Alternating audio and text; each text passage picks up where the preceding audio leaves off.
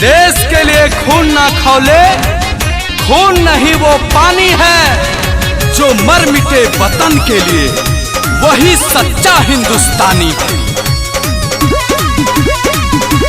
बोलो भारत माता की।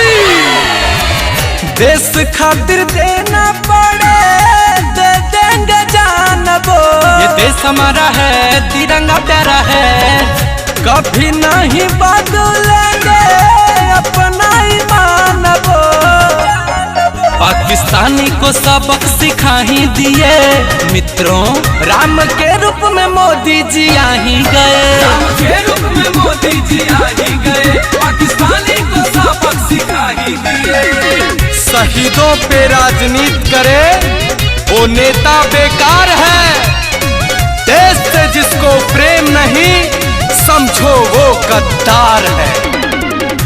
हर हिंदुस्तानी के दिल में मोदी जी का राज है, मोदी जैसे बेटे पे भारत माता को भी नाज है, माता को भी नाज है। हर हिंदुस्तानी के दिल में मोदी जी का राज है, मोदी जैसे बेटा पे भारत माता को भी नाज है।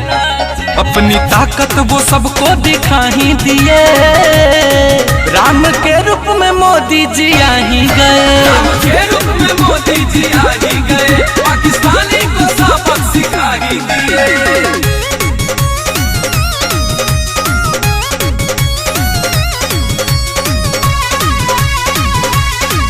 बोलो भारत माता की। दिल के दिलेर है वो, हिम्मत के शेर है, इनके आगे दुनिया के सारे दुश्मन ढेर है, सारे दुश्मन ढेर है। दिल का दिलेर है वो, हिम्मत का शेर है, उनके आगे दुनिया के सारे दुश्मन ढेर है। हम नल बेला गुंजन को भाई गए, राम के रूप में मोदी जी आ ही गए, राम के रूप में मोदी जी आ ही गए, पाकिस्तानी को सबक सिखा ही दिए। देश खातिर देना पड़े दे देंगे जान वो, पाकिस्तानी को सबक सिखा ही गए मित्रों, राम के रूप में मोदी जी आ ही गए, राम के रूप में मोदी जी आ ही गए, पाकिस्तानी को सबक सिखा ही दिए।